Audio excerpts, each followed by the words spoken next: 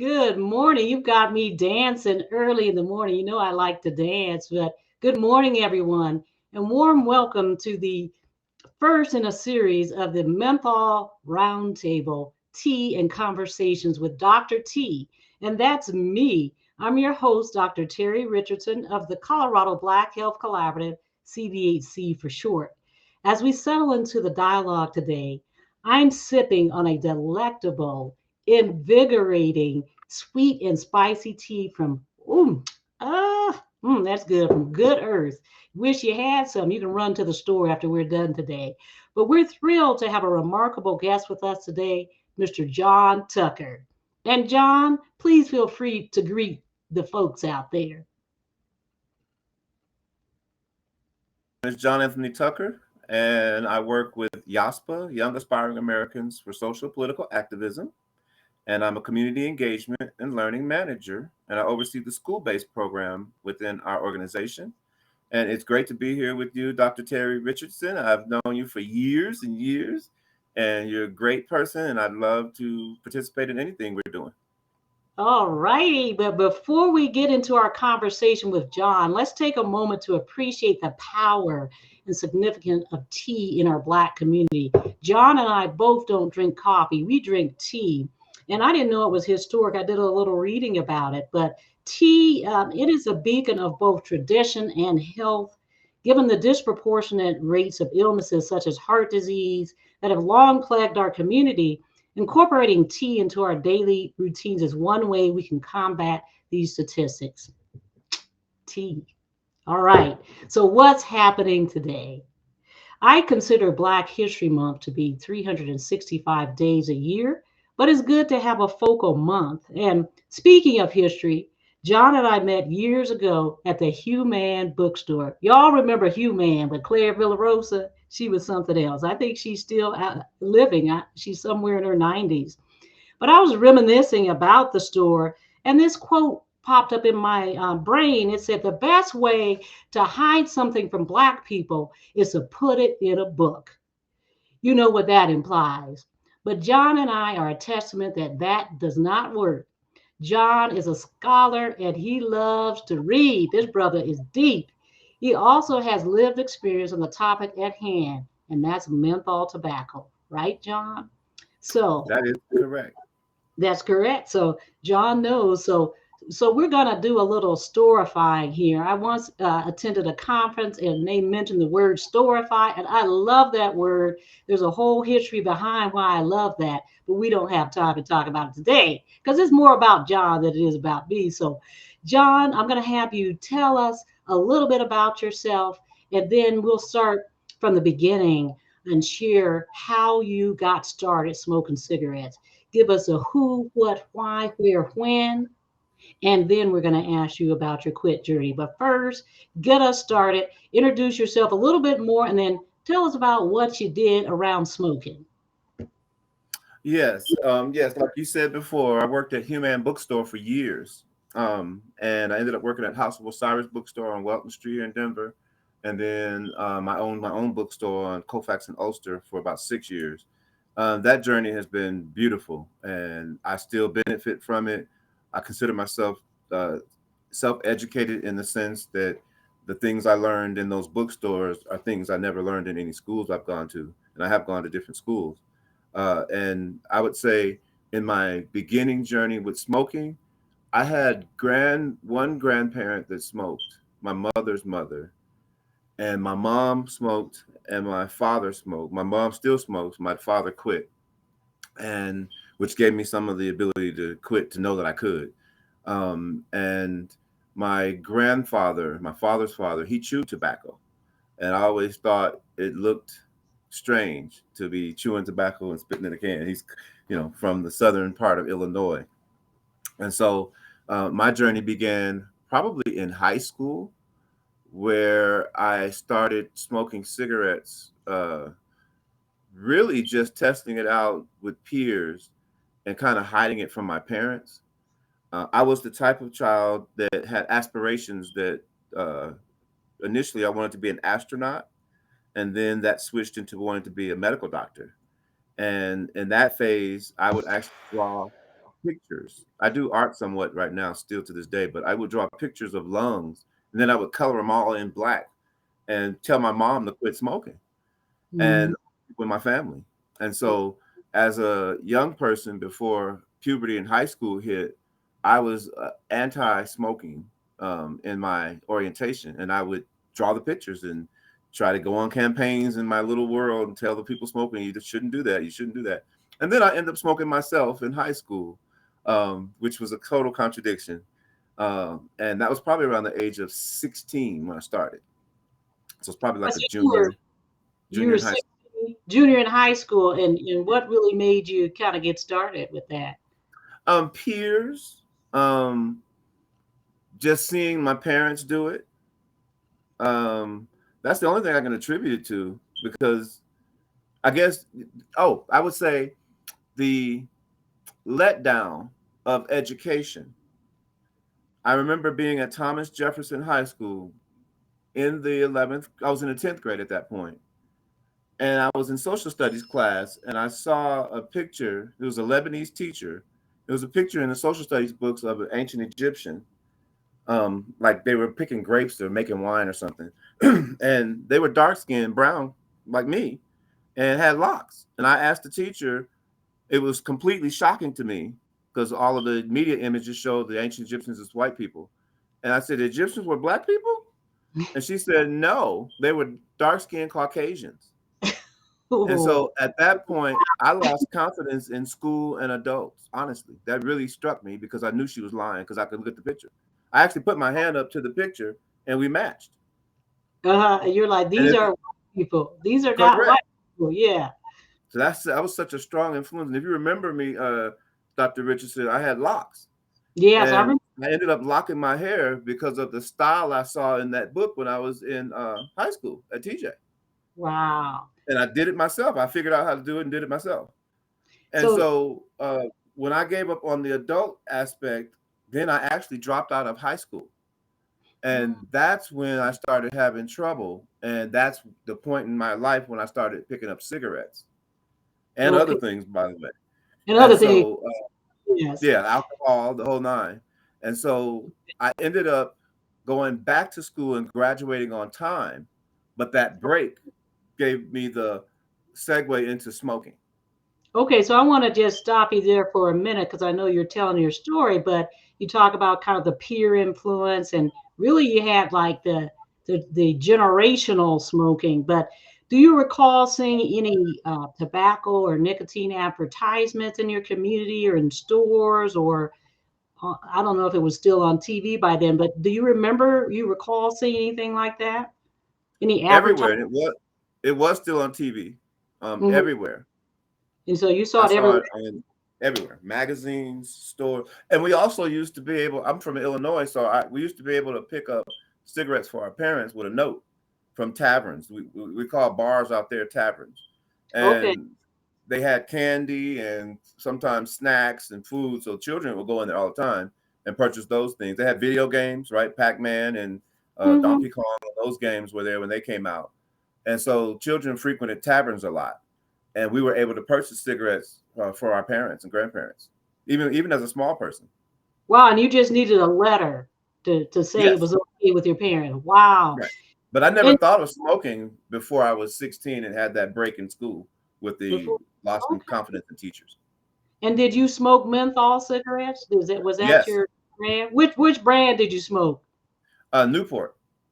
You smoked Newport, of course. And were you aware then or even now about the intentional marketing to Black people that started like in the 50s and 60s, the intentional marketing towards menthol, things like Cool and Newport? Were you aware of that? No, I was only aware of it through the ads that they targeted us. I didn't see it as targeting us. I just saw it as what they did. So no, I was not aware of the thing behind it. Okay, so I want to just share with you, since you're a book person, I want to hold up this book, Pushing Cool. I don't know if you've heard about it. It's I from have not. Professor Walu. So I actually got this a couple of years ago, and I haven't finished reading it, but it's really deep. But on the back cover, I want to share just a little bit of what was said. And it says, Pushing Cool unpacks the tobacco industry's brilliant deceptive, and diabolically successful strategy to hook African Americans on menthol cigarettes. What do you think about that, John? That's awful. And as an adult, as a reader at bookstores, I became aware of that campaign, probably in my late teens. And I think it's terrible. And I use strong words when I talk about it, but I think it's genocidal. Okay, yeah. And I think for the audience out there, if you think this stuff is fiction, you got to read this book. I think Dr. or Professor Walu, I think he's at Princeton. But I want to get a little bit deeper into your work and how this ties into tobacco, because you work with youth in the schools. And so, what would you tell young people about smoking nicotine products, cigarettes or vapes? Because you know, vaping is way more popular now than it was back in the day. They didn't have vapes during the time you were starting. So, what would you tell the young people? I would tell them to be careful and care for themselves and love themselves more than industries or advertising agencies would care or love for them. And I would also say that when I was younger, I saw an ad that actually made me start thinking about quitting. That there was a commercial or something I saw, I can't remember where, but the motto was, "You used to pick it, now you smoke it." And when Mm-hmm. I associated slavery and picking tobacco, and then smoking it with the way that it was marketed to us, it made me start to actually think about it. Even long before I quit smoking, it started to wear on me that this is something I should not be doing. And you have to care for yourself more than people outside of you care for you. John, That would that be my is aim. John, that is perfect because I had learned that late too, that that tobacco was the original product here in America that kind of fed into the enslavement of our ancestors. And so I was saying that too. First they made us pick it, now they make us smoke it. And you know, the cycle continues and we have to be the ones to break that cycle. But I heard you talk about you were actually trying to educate your parents when you were younger, before you started smoking, you were drawing the black lungs, which is what happens when you inhale all those nasty toxins into your lung. You know, that's why you have cancer and other lung diseases. These products were really not meant to be inhaled into the body. But when we're out and about talking to some of the young people, they talk about what's happening in the schools, how the bathrooms have become vape dens, and then how some kids that aren't vaping are getting sent home on suspension, and some of the kids that are vaping are sent home to their parents, and their parents are condoning them vaping at home.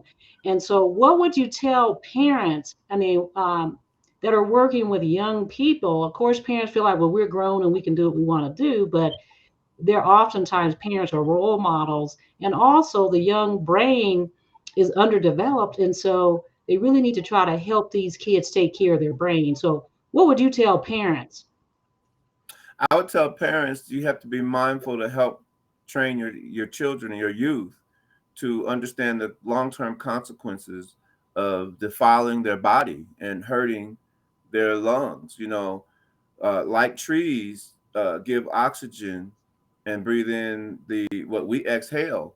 We have to be able to have clean lungs in order to function and have a life that's long and full. Problems that come from smoking are rampant in our community, and we actually have control over what we put into our bodies. We have to be trained by our parents to honor that self control. Okay, great. And John, you mentioned that you did smoke the menthol cigarettes. What I didn't get, I didn't allow you to do it because you know me, I started taking over. But how long did you smoke? Because we're going to get into your journey, but how long did you smoke? How much volume of smoking did you do? Tell me a little bit more about that because we're going to go to your quit journey. I want to see how addicted you were and how much you were smoking and all that. I would say from the age of 16 to probably the age of 45. Oh, wow. Okay, so pretty long. Right. Mm-hmm. And I was smoking about a pack a day, um, and a little less than a pack a day, but still, it was too much. Mm-hmm. Okay. And yeah, and so that was just habit forming. And like most people tell you who have smoked, you usually smoke after meals or after you drink something. And there was this image, Dr. Richardson, of what the book is talking about that you mentioned, even though I haven't read it, of being cool, Mm-hmm. right? The people you saw in movies, old black and white movies. I was born in the late 60s. And so I was watching all the movies my parents watched when they grew up. And all of the glorification of cigarettes was just all around me. And so it was a kind of a cool thing to do until probably like my third or fourth year smoking. I actually started reading the cigarette pack. And so the journey for quitting was very challenging and difficult. But the process started early on when I started reading the cigarette pack with the Mm-hmm. Surgeon General's warning. Mm-hmm. That was Exactly. something they started doing probably when I was probably 10 or 11 years old. They started forcing the cigarette companies to put those things on the packs. Right. And you're good because most people don't read it. They're like, whatever, got to die from something. But again, as we talk about this book, Pushing Cool, he describes all the coolness. I mean, it was by great intention that they chose Cool as one of the early brands, Cool with a K, and they sponsored the Cool Jazz Festival. They tapped into our leadership and paid for things. They knew that our position here in America that we didn't have money, power, and so they played on that. And they also there's a site on the University of California, San Francisco site that talks about some of the tobacco papers where they talk about their strategies, how they really did use cultural appropriation to get our community hooked. And they talked about the young black man being the trendsetter. If we can get him smoking tools, we got the whole community. We've got everybody. And so that was very, very intentional. That angered me. I never was a smoker, but my dad used to send us off to the gas station to pick up cigarettes. Yeah, but it was very intentional. If we can get the young black man, smoking is great. And you see in the 60s, they had the images of the afros. You know, you could kind of see people putting their fist up in the air during the civil rights era. So it was very intentional. Anything else you want to add about your smoking history? And we're going to move on to your quit journey because I think that would be important for people to hear about. Yes, I know that the menthol in particular was marketed to us. Um, uh, a couple of people I knew smoked regular. There was regular and menthol, but for the most part, most of the so-called black people smoked menthol, and that was just a habit that I saw everybody do. The other part I'd add is that menthol tobacco campaign targeted toward us racially was also coupled with another piece that went hand in hand that I participated with as well, and that was the alcohol. The Schlitz Mm-hmm, Malt Liquor Bull commercials with Billy D. Williams. You mm-hmm. had all these other alcohol commercials. And when I started working at bookstores, there was a book I came across that was really influential, and it was called Message in a Bottle. Oh, wow. And the message in a bottle covered how the alcohol, malt liquors, and other things like that, the cheap wines, Ripple, they used to call it Ripple, and MD 2020, Mad Dog 2020. It was all kind of liquors that were marketed toward us that went hand in hand with menthol and cigarette smoking. Oh yeah. I mean, that's a good point to make. Yeah, you're absolutely right about that. And I think they're still doing alcohol marketing. But the thing about it, I always say that you can have a glass of wine and not be an alcoholic. Usually if you've got a smoking habit, it's an addiction. And I was recently at a meeting with a bunch of smokers and they said quitting tobacco is much harder than anything else.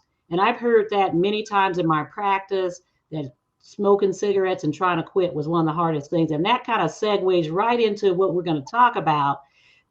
Having you tell us a little bit about your quit journey, the good, the bad, and the ugly of your quit journey, because we know it's usually a journey. You don't just say, oh, I woke up, I want to quit. Bam, it's done. So tell us a little bit about what happened with you and how you decided and when you really kind of got going in that. I'm going to get a sip of tea while you're telling us about that because I No love. worries. I love my tea as well, by the way. And Sweet I and drink, spicy, brother. yes, and I love peppermint tea, by the way. Okay. Um, but yes, my quit journey started, like I said early on, when I started reading the package, and my mind started saying, "Well, I don't need to do this." So the first step in my quit journey was admitting to myself that I should not be doing it, that it was not good for me.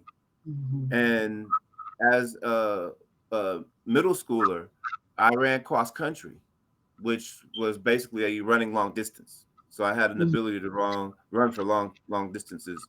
And to this day, even smoking, I rarely have missed a bus. Well, when the bus leaves you at the stop, I usually catch them at the next stop. And so I always prided myself on being a good runner. And when I was in my mid 20s, and this is even going down into the sea level cities like New Orleans or other places that are at sea level, my stamina was higher because we're in the mountains and this is like Olympic training ground. And so even smoking, I still had more stamina in those lower lying areas. But one day I noticed that I would get short of breath earlier trying to run. And I always did love running. And so that's when I started realizing that this could have long term negative effects on me. And so psychologically, I started the journey of wanting to quit and placing in my mind that I needed to quit. The first 3 years of smoking, I didn't even think about it. But after reading the packages and gotten a little older and trying to run and having shortness of breath, I really started the mental process of wanting to quit. But it was addicting, like you said, to the point where you would think you're quitting for a day or so, and then you just always give in and go back and get the cigarettes. And so years passed of me struggling that way until finally I was not running and I had shortness of breath. And I said, wow, now this is really getting serious. And so at that point, um, later in towards my 40s, my father had quit maybe 5 years previous. And I thought to myself, well, he quit drinking, he quit smoking. Maybe I can do it as well. So modeling, young men try to always please their fathers or try to model themselves after their fathers when their fathers are present or either other men that they respect. And so seeing him, and he worked for social services for years, and seeing him achieve his quitting, I was able to psychologically know in my heart that I can quit. That's great because it sounds like how many times would you say that you tried to quit before you actually really did it? Oh, probably about 10. Probably about 10 times. That's not bad. I Like, hear people say longer than that, but yeah. you had your dad as a role model. And I'm thinking about, I was listening to your quit journey, and you talked a lot about doing maybe some self-talk and the psychological component. So we know there's physical things that happen that allow you to become addicted, but to quit, you talk about, needing some sort of mind power and the psychological part. Can you expound on that a little bit more on that part of it? Yeah, because a lot of times when people start smoking, they think of it as just a bad habit that they could quit at any moment. But as you recall, there was a crack epidemic in the 80s and the 90s. And what happened from that is I understood from relatives having those issues, addiction problems. I started to realize maybe after my fourth or fifth attempt to quit smoking that this was literally a drug like crack, like Mm, cocaine, like heroin. I'm a child of the 70s, so I do remember a lot of adults who were addicted to heroin. And then I started researching the issue of smoking and the addictive nature of it, and found that it was hard to quit, as hard as heroin, and mm, probably even harder at times. And so that also weighed in on me quickening my mentality to know that I needed to quit. The first step, Dr. Richardson, was realizing that it was an addiction. There was mhm. no hope of quitting if I was in denial that I was addicted. Okay. So first, just admitting to yourself that you're addicted, and you're going to have to do some active work, and as addictive as anything else out there. So that's great. And your motivation sounds like you also had the physical motivation, like you saw some changes in your ability to run. I mean, when we talk about a black man that can run cross country, I had a friend that was able to do that too, but we're not often thought of as long distance runners. But you knew I was able to run, and then you were doing no activity, and you're like, this stuff is having some effect on my body. Were you going into the doctor? Did you talk with them about your smoking addiction and habit? And did they give you any advice to try to help you with quitting, or was it all on your own, just what you researched and what you thought was best for yourself? It was really on my own. I did not talk to my doctors about smoking or quitting smoking. And so it was quite interesting for me because it was completely psychological and internal. I remember Dick Gregory once said that he used to smoke. He lived to be long. He lived long for his life, and he smoked for years. I remember some of the video from him on stage smoking when he was a comedian, and he said he went to his doctor after he went to his doctor and said he's going to quit smoking. Oh no, he said that he was going to quit smoking, and someone said go consult your doctor. And he said, well, my doctor, I didn't consult my doctor when I started. And so he quit on his own. And so that was another black male example to me that is completely mental within your own mind. That if you are facing some type of addiction, you have to start with the decision that it's wrong and the decision to stop. Even if that takes a long time to actuate, right? You would Mhm. still have to start internally. And so I've been a proponent of positive self talk, and starting first with understanding that what you're doing to your body is wrong and that you have the power to change it. That's the first step for me. So I never used patches. I never went to a 12-step program or nothing like that. I just actually knew at an early age that it was wrong. And eventually that wore down on my mentality. And I said, look, I got to do this. You got to do it. And so that's good. And some people really, we call that kind of cold turkey. And it sounds like the first piece of advice you have is just to be aware that this is not great for your body. And I think I didn't hear you at all mention anything about stress, because when we talk to people now that Yes. are still smoking, they say we know it's bad for our health, but it's stressful. They say I'll stop, but then somebody died, or have a breakup, and so I started smoking again. Do you think stress is really a significant factor in why people need to continue smoking once they're addicted? I mean, they're already addicted, but then when stressful things happen, and then are there other ways to really deal with stress? What are your thoughts about that? I think it's like a psychological hamster wheel that one follows the other, right? Once you start smoking, you will convince yourself that stress makes you smoke, Okay. right? And I know for myself, the stress of being let down by adults and teachers when the Lebanese teacher lied to me about the Egyptians, and I'm looking at the book, that type of stress initially made me lower my threshold for self harm, not just with smoking, but just self harm in general. Mhm. Most children, in my understanding, harm themselves when they don't get the appropriate attention from their parents, as a means, and they don't even know they're doing it, but as a means to get that attention. Either you're going to pay attention to me, period. That is Period. the attitude. And so I think that was initially what started it for me, is the self harm, not realizing that that's what it was.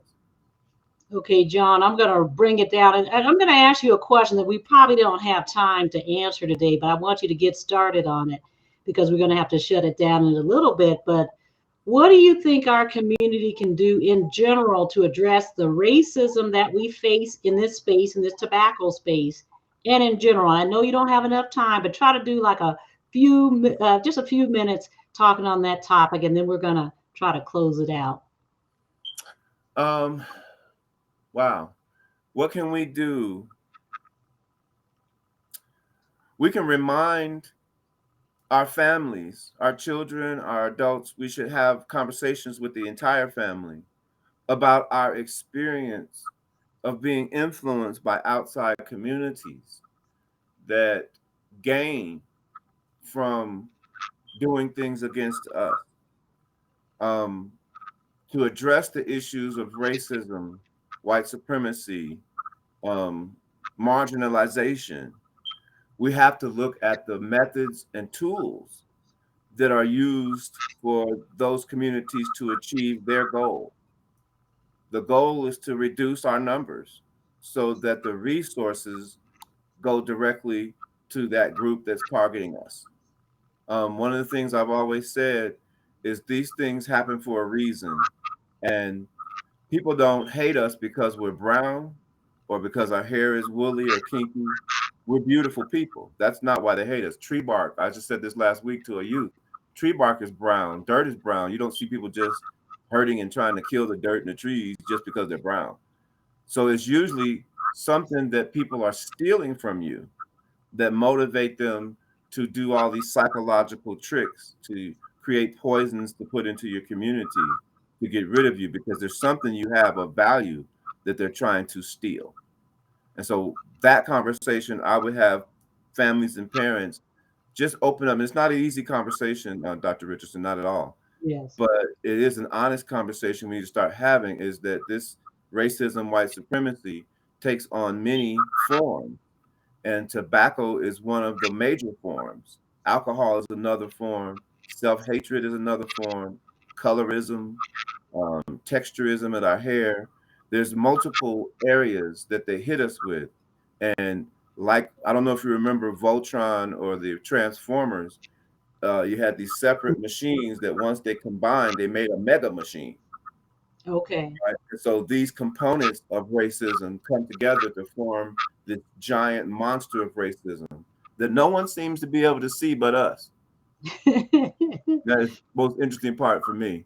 They can all admit to the disparate pieces, but they never want to combine them to see that this is real and this is a problem for humanity, not just for us. Exactly. Excellent, John. And I don't want to dig that any deeper in that because we'll have to come back another time and it can have that maybe as a featured piece that we talk about. But I appreciate you being here. I do want to talk about CBHC as we close out. We're all about action and trying to help our community heal. And we're going to have an event, a community event, April 27th. And we're bringing Dr. Valerie Yerger here. She's a naturopathic physician and she's going to share a great way to handle stress as well as help with cessation for nicotine and tobacco smokers. That technique is called emotional brain training. If you want to get some good tips on how to quit or to handle stress in general, she's going to be dropping some dimes April 27th, 2024. And also for those of you out there who are smokers, the Colorado Quit Line is currently running an incentive program for menthol smokers. When I say incentive, is not, gift cards. It's money. So, John, I'm going to allow you to give any last comments. I really want to thank you for coming on with us this morning, but I'll let you have the floor for some last comments, and then I'm going to close it out completely. I would first of all just like to thank you and your team for inviting me. I really appreciate the opportunity to talk about my own experience. And also, I would love to have a strong influence on our community, lifting itself up from the things that have happened to us, and to understand and know that we have always had the power to change. And the first changes that need to happen are internal. And we have the power to do that. We have the will to do it. And all we need is support from each other to achieve it.